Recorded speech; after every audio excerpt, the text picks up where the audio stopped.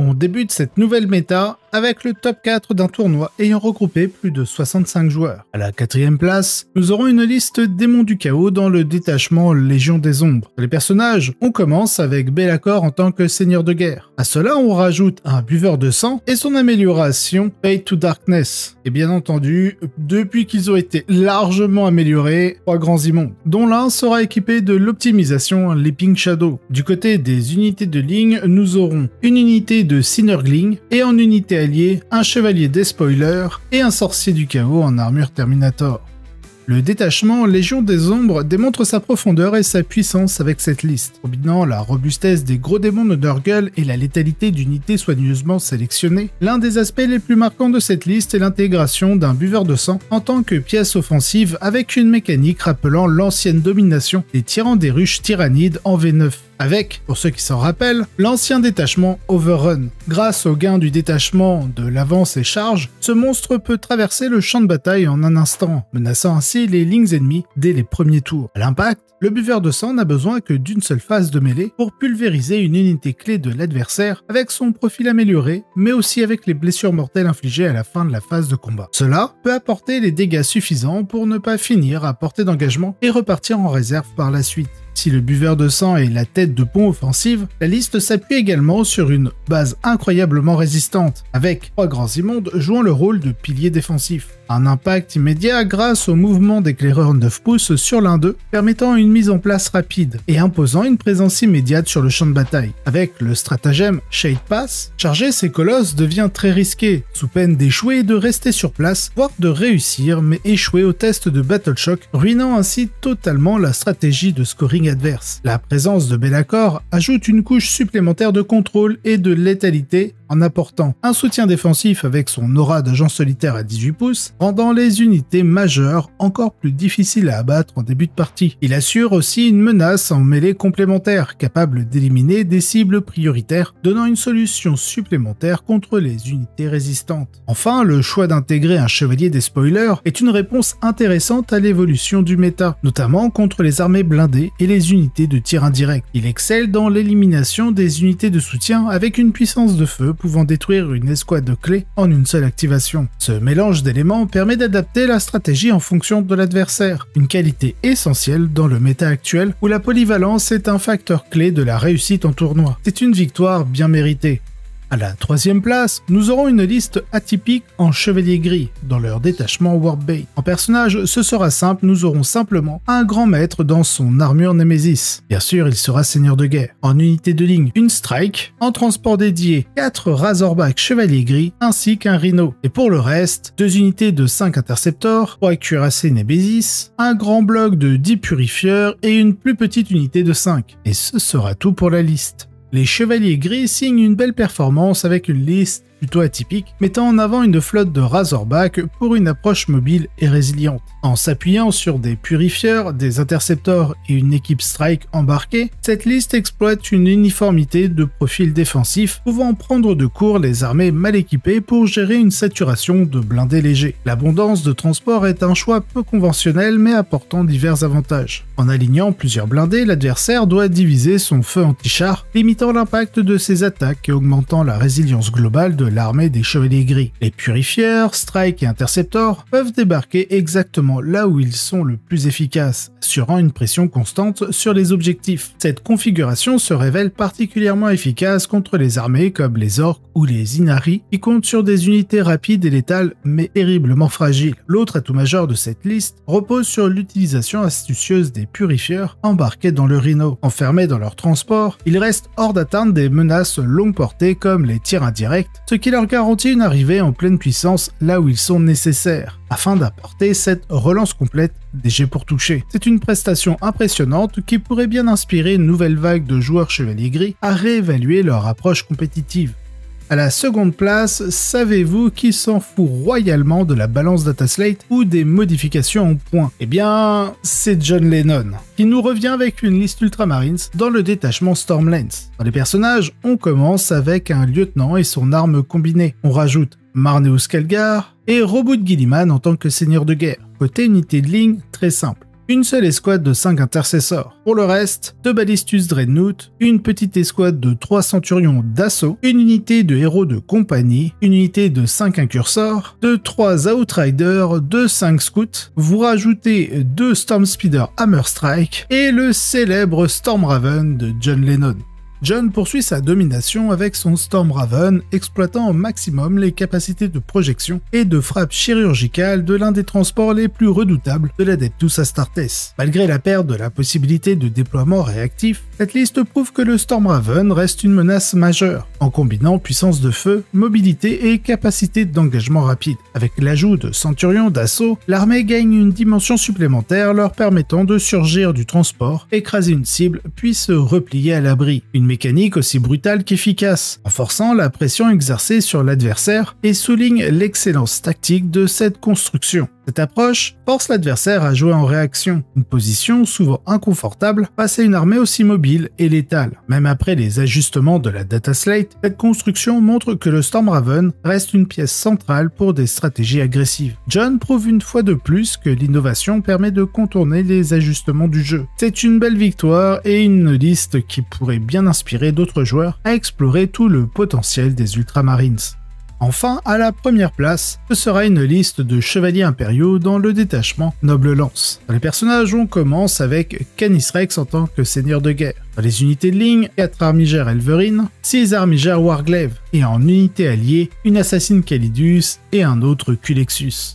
Les chevaliers impériaux s'imposent comme l'une des forces majeures du nouveau méta, affichant un taux de victoire en GT assez impressionnant et consolidant leur place parmi les factions les plus performantes du moment. Cette ascension fulgurante est largement portée par l'extrême efficacité des armigères, qui se révèle être le véritable moteur stratégique de cette faction. Ce qui rend les armigères si redoutables, c'est leur combinaison parfaite entre le coût, l'efficacité et leur adaptabilité. En multipliant les armigères, chaque perte est facilement compensée, ce qui réduit la dépendance à une seule unité clé et permet une présence constante sur le champ de bataille. Les différentes variantes d'armigères offrent une réponse adaptée à presque toutes les menaces, qu'il s'agisse d'infanterie légère, de blindés ou même d'unités d'élite. Et grâce à leur mobilité accrue et leur haute capacité en contrôle d'objectifs, ils permettent de sécuriser le terrain tout en mettant une pression constante sur l'adversaire. Dans un méta où l'efficacité des unités individuelles est primordiale, les armigères brillent par leur capacité à être à la fois des unités de harcèlement, de contrôle et de destruction pure. La dernière data slate a apporté une modification significative en permettant l'ajout d'un deuxième assassin à moindre coût. Cette option renforce encore davantage la polyvalence de l'armée. La Calidus est idéale pour déstabiliser les stratagèmes adverses en limitant l'impact des unités de soutien. Le Culexus, quant à lui, offre plus d'options tactiques et permet d'accentuer la pression sur les adversaires incapables de gérer des cibles disséminées. Mais il peut sans doute, grâce à son arrivée à 6 pouces des unités ennemies, déclencher son test de Battle Shock et pouvoir neutraliser le primaire adverse, ce qui permet de réaliser une très grande différence sur les points au primaire. Bref, bien que les chevaliers impériaux dominent actuellement le méta, une question reste en suspens. Que se passera-t-il lorsque les listes optimisées des orques dans leur nouveau détachement Mordaka entreront pleinement en jeu? Car le volume de tir des armées orientées Mordaka pourrait contrer l'endurance des chevaliers, en saturant leur défense avec une puissance de feu brute difficile à encaisser. Les joueurs devront adapter leur approche pour éviter que la montée en puissance des armées à forte saturation ne réduise leur efficacité. Et la redondance des armigères reste néanmoins un facteur clé qui pourrait permettre aux chevaliers de conserver un haut niveau de compétitivité même face à ces nouvelles menaces. Cela reste une prestation impressionnante qui confirme que la chevalerie impériale n'a pas fini d'imposer sa loi sur les champs de bataille du 41e millénaire. Passons désormais aux listes en vrac, et nous commencerons par un tournoi ayant regroupé plus de 50 joueurs à la seconde place. Ce sera une liste Chevalier du Chaos dans le détachement Praetoris Lens. Les personnages, grand classique des listes Chevalier du Chaos, un Dogstalker en tant que seigneur de guerre avec l'optimisation Aura of Terror. Pour ce qui est des unités de ligne, nous aurons 6 Dogs Brigands et 6 Dogs Carnivores. Ce sera tout. Loin des projecteurs, mais pas de l'efficacité, les Chevaliers du Chaos signent une bonne performance grâce à une armée entièrement centrée sur les dogs. Des machines de guerre rapides, létales et particulièrement adaptées au paysage compétitif actuel. La force de cette liste repose avant tout sur la multiplication d'unités légères et spécialisées, chaque dog étant une menace indépendante capable de remplir un objectif précis. Unir les unités à faible endurance qui pullulent actuellement dans les armées de tir indirect, Astra Militarum, Aeldari, voire certaines itérations des cultes Genestealers. Ils peuvent aussi faire fondre les armées à faible commandement, sensibles à la mécanique de Battle Shock que les Chevaliers du Chaos peuvent activer à répétition. Et enfin, nier l'accès aux objectifs grâce à une valeur de contrôle d'objectifs importante, souvent suffisante pour retirer un point clé sans tirer un seul coup. Cette combinaison rend l'armée hautement réactive, capable d'adapter son tempo selon l'adversaire tout en conservant une force de dissuasion permanente. Durant l'événement, la liste a affronté avec succès 3 types d'adversaires très représentatifs du metagame actuel. Une liste orc en Mordaka, souvent très mobile et axée sur la saturation, mais qui ne résiste pas à des menaces rapides capables de claquer une unité par tour. Une autre liste Astra Militarum typée sur le tir indirect. Et malgré son efficacité à longue portée, elle s'effondre lorsque les dogs surgissent dans les lignes sans possibilité de les repousser. Et enfin en dernière ronde, une armée Space Marine du Chaos en création de build. C'est une liste puissante dans l'échange corps à corps, mais vulnérable à la mobilité et la pression permanente sur les objectifs primaires imposés par les dogs. Ces confrontations montrent que la liste ne repose pas sur un effet de surprise ou sur un match-up favorable, mais bien sur un socle stratégique solide et adaptable. Est-ce le signe d'un retour des Chevaliers du Chaos dans le haut du tableau? Peut-être. Mais une chose est sûre, cette performance démontre que dans un jeu où la fragilité est souvent la norme, la robustesse, la mobilité et la pression sur les objectifs peuvent devenir des armes de domination. À la première place, nous aurons une liste orc dans le tout nouveau détachement Mordaka. Dans les personnages, on commence avec 3 gros mecs Shock Attack Gun. Le premier aura l'optimisation Targeting Squig et le deuxième, le Dag Gobshot Thunderbuss. On rajoute 2 Painboil dont l'un sera seigneur de guerre. Et enfin, Zodgrod Wartsnaga. Du côté des unités de ligne, ce sera très simple, 2 grands blocs de 20 boys. En transport dédié, 3 trucks. Et pour le reste, 2 unités de Frimeur, un grand bloc de 20 Gretchin pour accompagner Zodgrob et une autre plus petite de 10, 3 unités de 10 Lutas et 3 unités de 5 Tonguebuster. Le grand gagnant du tournoi, pilotant une liste orc d'une finesse brutale, tire pleinement parti des synergies explosives du tout nouveau détachement Mordaka. Loin des charges suicidaires désordonnées qu'on pourrait encore associer aux peaux vertes, cette version, Bad Moon, comme j'aime l'appeler, repose sur un savant enchaînement de vagues d'unités, de saturation au tir et d'usure méthodique. Une WAG à la fois brillante, disciplinée, mais redoutablement efficace. Le cœur de la liste repose sur un double bloc de 20 boys. Ces unités ne sont pas là pour causer des ravages immédiats, mais pour imposer des choix à l'adversaire. Positionnées en couverture des unités de tir plus fragiles, elles forcent l'engagement tout en mettant la pression sur les objectifs primaires. Et pendant que l'adversaire se débat avec cette première vague, la ligne arrière entre en scène. Lutas et Flashgitz, buffés par le détachement pour bénéficier de la touche soutenue 2, déversent un volume de feu ahurissant. Les Tonguebuster, toujours aussi meurtriers contre les blindés, agissent en véritables tueurs de véhicules et de monstres. Et derrière tout ça, les gros mecs Shock Attack Gun accentuent la génération de menaces au sein de leurs unités. La force de cette construction vient du fait qu'elle n'a pas besoin de charger pour gagner. Les orques, ici, obligent l'adversaire à sortir de ses lignes, le coincent dans des couloirs d'action, puis l'éteignent à distance avec méthodologie. Et la vraie touche de panache vient de l'utilisation de Zodgrob Wartsnaga, figure rarement vue en compétition dernièrement. Ici, il sert de fer de lance dans une WAG au Tourin, créant une menace immédiate dans les lignes ennemies. Le mouvement initial perturbe la préparation adverse et ouvre la voie aux troupes principales. Cette ouverture agressive n'est pas une charge kamikaze, mais un levier tactique, une forme de chantage obligeant l'adversaire à réagir, ce qui permet ensuite d'optimiser ses lignes de tir et ses angles d'attaque. Cette performance prouve que le détachement Daka fait des merveilles. Avec un savant dosage entre masse, saturation et contrôle du champ de bataille, cette liste s'impose comme une référence du nouveau méta. Il ne reste plus qu'à suivre la WAG, mais à distance prudente.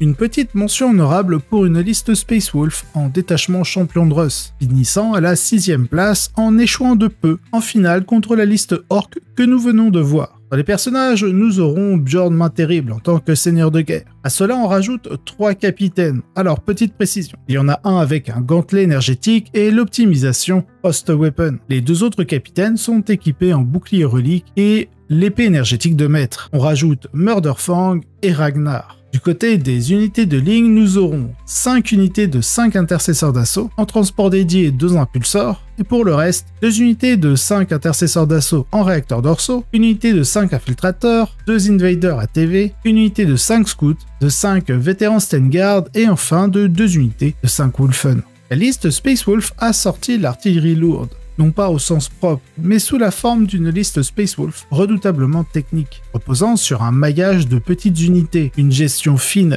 des échanges et quelques menaces lourdes bien placées pour punir toute erreur. Une armée taillée pour le méta actuel où les armées fragiles mais létales dominent et où chaque mouvement peut faire basculer une partie. Plutôt que de miser sur les habituels enclumes avec les invulnérables 4+, la liste a préféré s'orienter vers le Ashrat style. En gros, de multiples petites unités de mêlée capables de harceler et de gratter des points, et surtout d'échanger positivement avec les unités adverses. Un profil qu'on retrouve beaucoup chez les Inari, l'Astra Militarum ou certaines listes orques. Chaque unité est sacrifiable, mais peut menacer à tout moment un objectif ou un angle du champ de bataille inattendu. Au lieu d'avoir une stratégie misant sur une charge frontale de l'ensemble de l'armée, ce sont des attaques coordonnées, dispersées mais létales. L'adversaire est contraint à la réaction, car ignorer ses unités, c'est prendre le risque de voir ses lignes se faire prendre par les flancs. Si la liste repose sur la flexibilité des unités multiples, elle intègre aussi 2 piliers offrant à la fois une capacité de dissuasion et de retournement de situation. Murderfang tout d'abord, véritable missile de mêlée, capable de foncer dans des lignes adverses et de démolir une escouade entière en un seul round, capable de remonter en un tour toute une armée s'il arrive à profiter de sa capacité avec le stratagème Death Hall, lui permettant de faire des consolidations de 6 pouces au lieu de 3. Et enfin, le deuxième, Bjorn, quant à lui, qui assure une présence en fin de partie, prêt à capturer des objectifs primaires ou à tenir le centre quand les petites unités ont été sacrifiées. Les deux choix ne sont pas là pour créer un front dur, mais comme levier pour punir les excès adverses et sécuriser les points importants à des moments clés. Durant la finale, l'opposant aux orques dans le détachement Mordaka, dès les premiers tours, la liste envoie ses Wulfen et autres multiples petites unités pour contenir les premiers assauts orques. Il absorbe la WAG initiale en limitant les pertes critiques, puis contre-attaque à l'aide de ses réserves. Son plan repose sur 1. Échanger efficacement avec les premières couches adverses, Grob, les Boys, etc.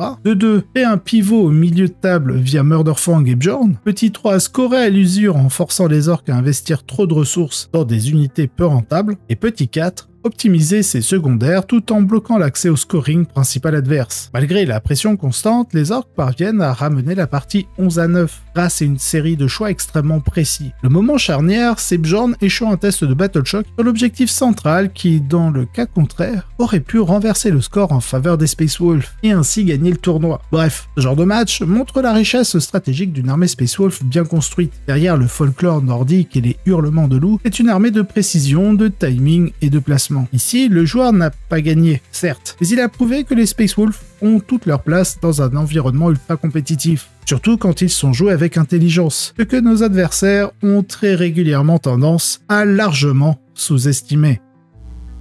On finira avec un autre tournoi, mais celui-ci ayant regroupé plus de 45 joueurs, avec une liste chevaliers impériaux dans le détachement Noble Lance, et cette liste va vous rappeler certaines choses. Allez, dans les personnages, on commence avec Canis Rex en tant que seigneur de guerre, classique. Dans les unités de ligne, 4 armigères Elverine et 5 armigères Aster. En unité alliée, une assassine Calidus, un Immolator et une escouade de 10 heures de bataille. Dans un environnement compétitif où les innovations stratégiques vont et viennent, les chevaliers impériaux affichent une stabilité impressionnante. Bien que leur construction se soit largement standardisée ces dernières semaines, elle n'en reste pas moins d'une efficacité redoutable, et ce nouvel élément le confirme une fois de plus. La synergie Immolator plus Armigère reste l'une des formules les plus rentables du jeu compétitif. Le cœur du succès repose sur l'alliance entre saturation de tir et pression sur les objectifs, orchestré principalement par les armigères, petits châssis rapides, résistants et capables d'apporter une contribution décisive à toutes les phases du jeu. D'abord en phase de tir, entre les autocanons, les lances thermales et l'arme de Canis, il y a largement de quoi nettoyer diverses cibles. Ils possèdent tous une grande mobilité qui leur permet aussi de contrôler plusieurs objectifs dans un même tour. Et surtout, un accès facilité à la suppression du couvert, un détail capable dans un environnement où la moindre unité s'abrite derrière une ruine pour espérer survivre. Il est vrai que la plupart des listes chevaliers impériaux se ressemblent aujourd'hui. Beaucoup d'armigères, un ou deux gros châssis en soutien et une touche utilitaire, Immolator, assassin, etc. Mais cette convergence n'est pas une faiblesse, bien au contraire. Elle montre que la faction a identifié un noyau dur suffisamment flexible pour s'adapter à de nombreux types d'adversaires, tout en étant assez létale pour clore une partie avant le tour 5. Les chevaliers impériaux n'ont peut-être pas la variété tactique d'autres codex, mais ce qu'ils font, ils le font avec constance et efficacité. Tant que les listes adverses continueront à s'appuyer sur des unités fragiles ou des bulles défensives statiques, le rouleau compresseur des armes légères n'aura aucune raison de ralentir.